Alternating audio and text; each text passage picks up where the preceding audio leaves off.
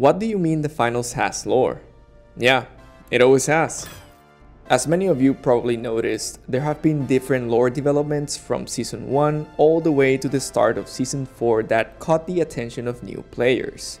And because the finals narrative is not necessarily easy to follow, I thought it'd be a good idea to review the series of events that led us here. Keep in mind that it's been a while since we've discussed lore in this channel, and I've been delaying this video since Season 2, so whatever Season 4 reveals might affect the theories I present here. With that said, grab your cafecito and let's dive into the mysterious hacker group that destabilized the finals game show. For everyone's benefit, let's do a quick recap on how the lore is treated and the story so far. First and foremost, the finals storyline draws inspiration from real-life events, places, and characters to create its narrative. In other words, you're gonna see many connections and references to history whenever we discuss the lore. It's also worth noting that in the finals there is little separation between gameplay and lore, meaning that what we see from a development standpoint and what we experience as players is part of the finals universe to some extent.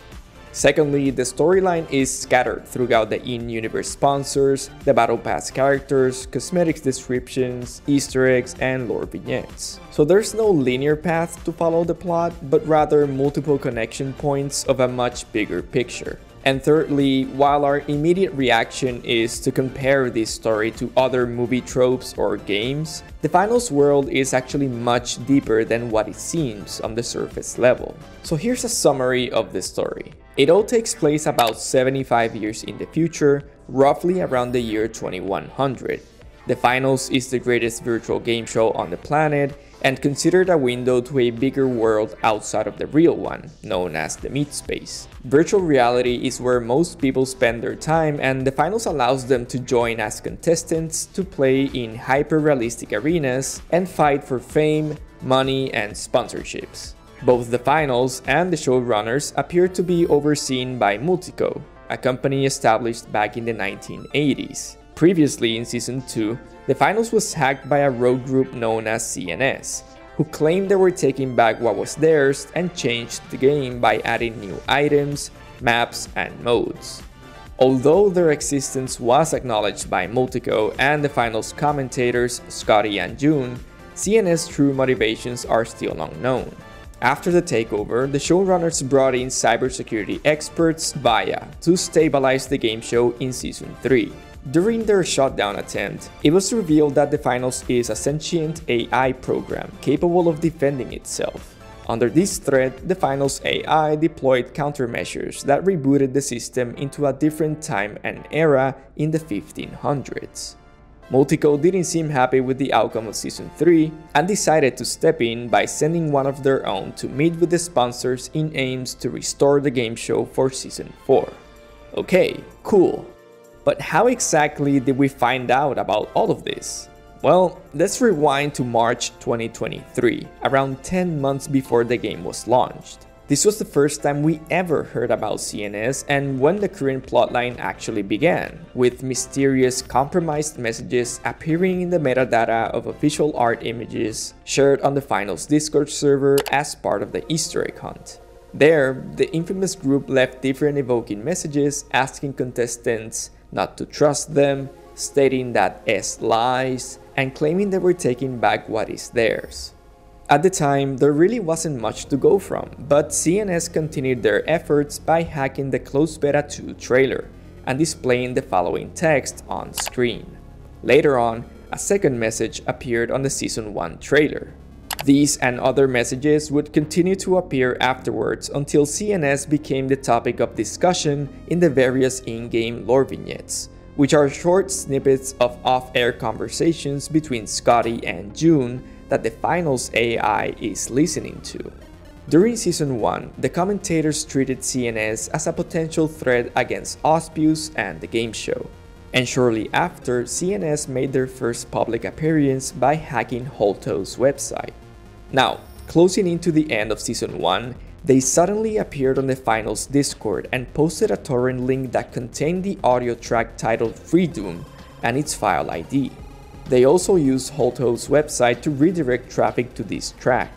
And this not only initiated the teasers for Season 2, but also the hunt for the Dolphin Charm Easter egg on Horizon, and you can learn all about it in Rockhound's channel.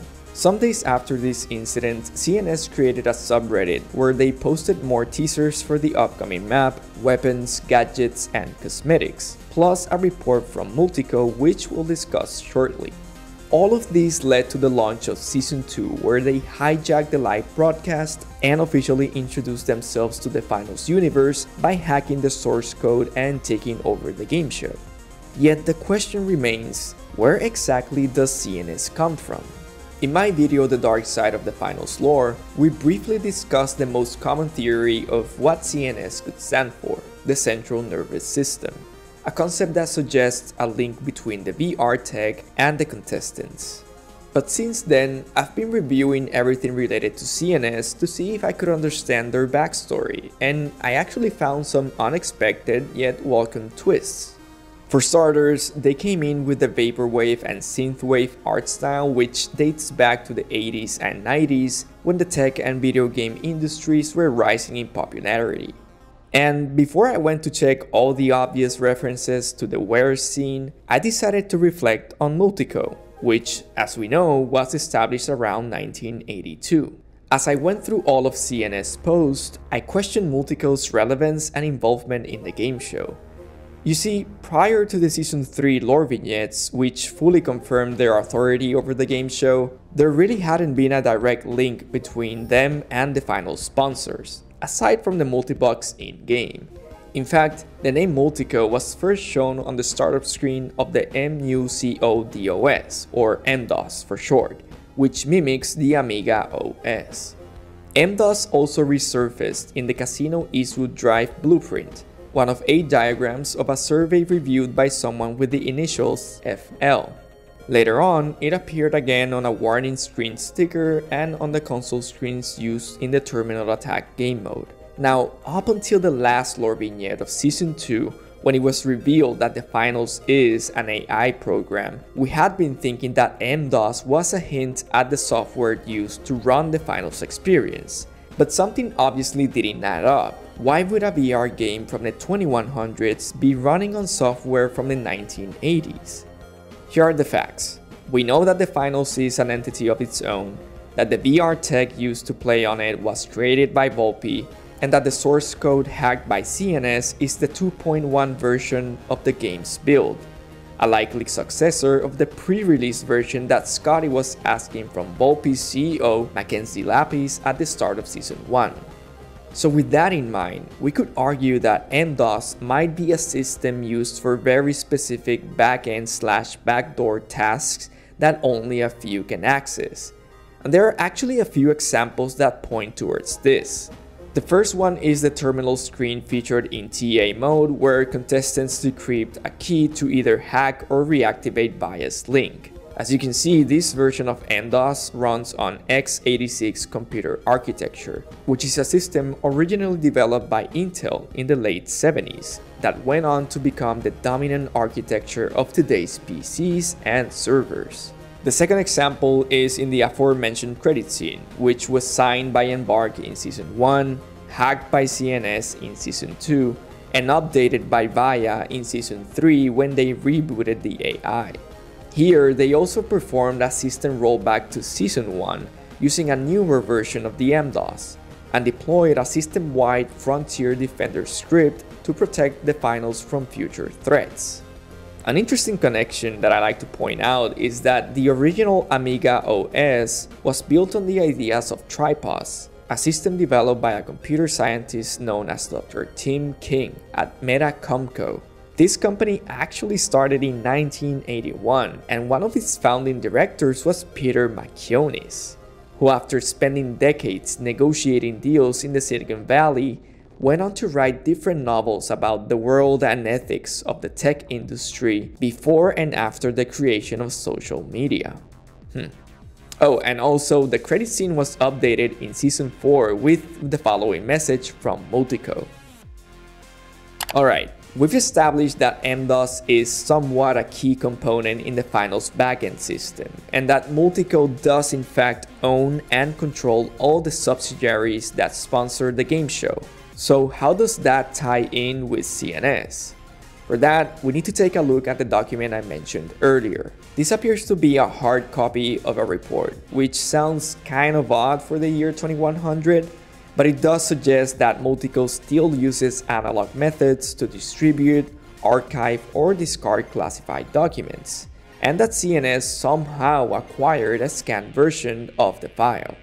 The pages are evidently redacted for the most part, a technique used to protect information that is not supposed to be seen by the general public, or to protect trade secrets over competitors, or even to avoid lawsuits.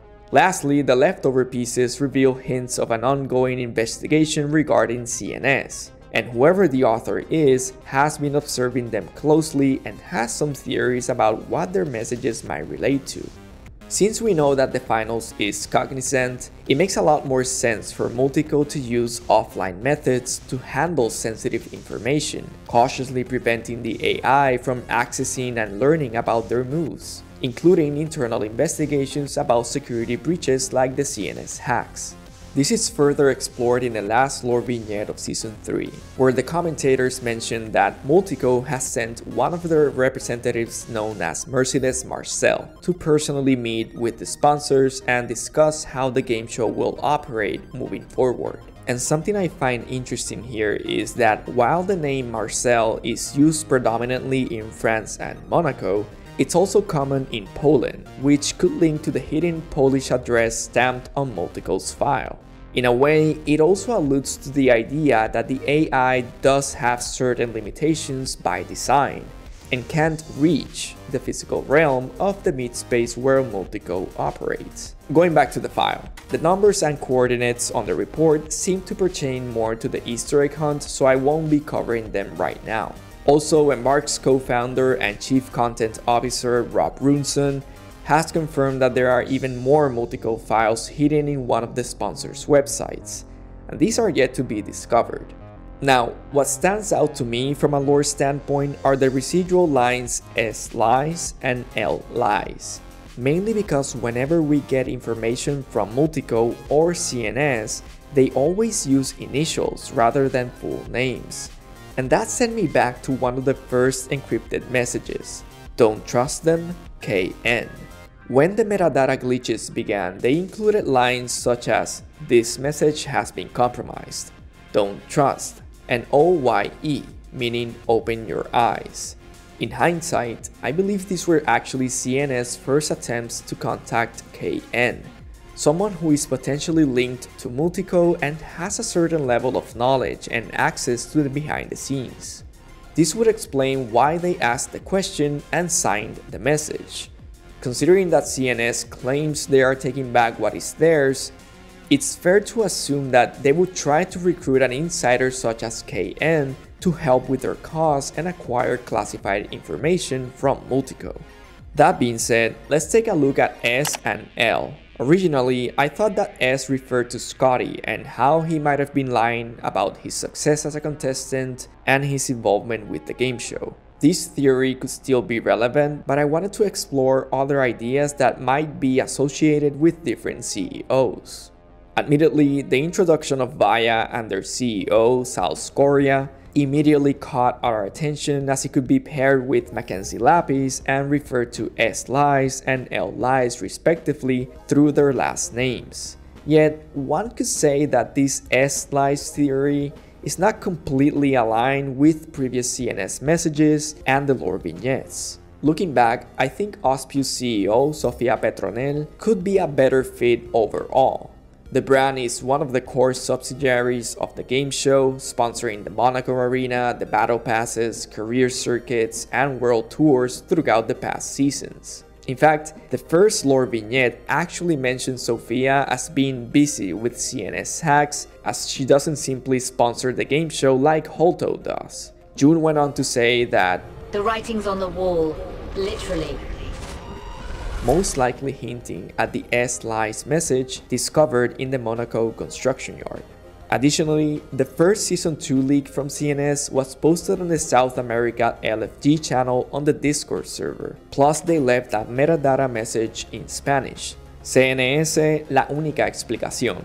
meaning CNS the only explanation, which could be a nod to Ospew's Season 0 Battle Pass that was inspired by Argentina's Gauchos.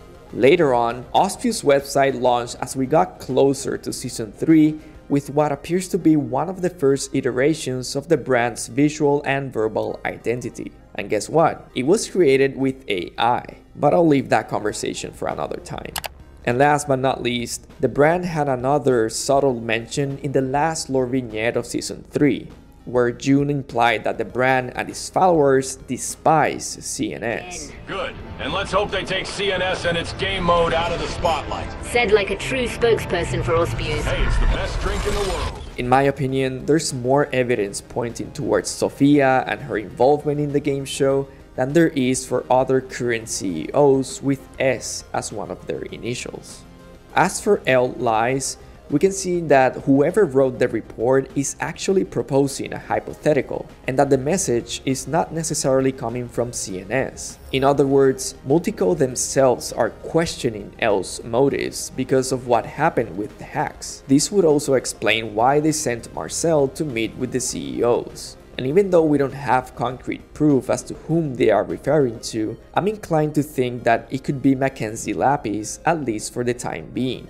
Mostly because Volpe's VR tech had certain security vulnerabilities that they obviously ignored, and these were exploited by CNS. Another idea is that Volpe could have allowed CNS to infiltrate the system on purpose, either to expose the flaws of the VR and AI tech or to get back at Multico and the sponsors for an unknown reason. But it's also interesting that the second time CNS said "don't trust" was in the metadata of the image titled Nama Lapis, back in May 2023. This connection wouldn't be made until 7 months later, when the game was launched and we finally learned about the name Mackenzie Lapis. Regardless, after observing the different pieces of this cryptic report, it became clear to me that CNS is not merely some random hackers, but a select group of individuals with extensive knowledge on the finals program, the CEO's intentions, and Multico's in and outs. And what's surprising is that they haven't been as malicious as we initially thought they would be. What was perceived as a potential hostile takeover actually turned out to be an attempt on improving the finals game show for contestants and viewers. Not only did CNS successfully infiltrate the finals AI to change the game, but according to June, the show's ratings actually went up and viewers were responding well to the new additions. And none of this was accidental. At the beginning of this video, I talked about how the finals lore draws inspiration from real life, and the more we look into Multico and CNS, the more similarities we'll find with Embark's history.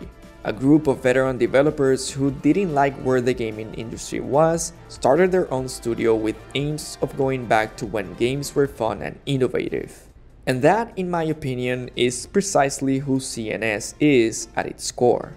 I'm not by any means implying that CNS is Embark or vice versa. Ironically enough, at the time of the CNS hacks, Rob himself acted as an in-universe developer, using Scotty's phrase from the lore vignettes, "They will not outsmart us." And as Season 2 went by, Rob would gradually comment things like, "I'm starting to respect CNS more and more every day, to be honest.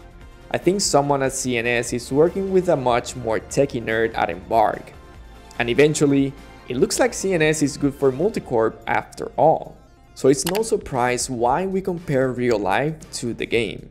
In a way, Multico represents Nexon, Embark represents the showrunners / the finals, and the contestants represent us, the community. Little side note here, but when June was worried about the AI rebooting, Scotty, a former contestant, said, "We built this thing," suggesting that they were somehow involved in the process. Meaning, we could go as far as to compare how both Embark and the showrunners involved their players in the development and evolution of the game. Now, although there was some obvious role-playing from Rob, the fact remains that our collective view of CNS changed once we understood the aftermath of their takeover. From start to finish, Season 2 was a love letter to the early days of gaming. The vaporwave art style, the killer synthwave soundtrack, the signature cosmetics, all the nods and links to the wear scene. only people that were there when it happened would have been able to replicate it with such devotion. That is why I'm currently leaning into the idea that CNS might have been part of the original developer team at Multico, possibly involved in creating several gaming titles throughout the decades until they eventually designed a first iteration of the finals experience. But something must have happened that pushed CNS away before or after the game became an AI for the VR world, and now they might be looking for a way back. They've proven that they're not only capable of influencing the finals and disrupting Multico's show, but that they're also calculated and patient when executing a plan. Taking back what is ours, remember why we did this. These are words that carry a sense of ownership. When they say from CNS with love, they're clearly mirroring the phrase from Embark with love, and at the same time confronting us, the audience, with the reality that the finals might be their creation as well. In a way, their value as characters doesn't lie in who they are, but in what their journey represents and unfolds. Their messages and actions are meant to open our eyes and invite us to seek the truth beyond the walls, both as contestants in-game and as a community in real life. It's about looking at things from a different perspective and having fun in the process.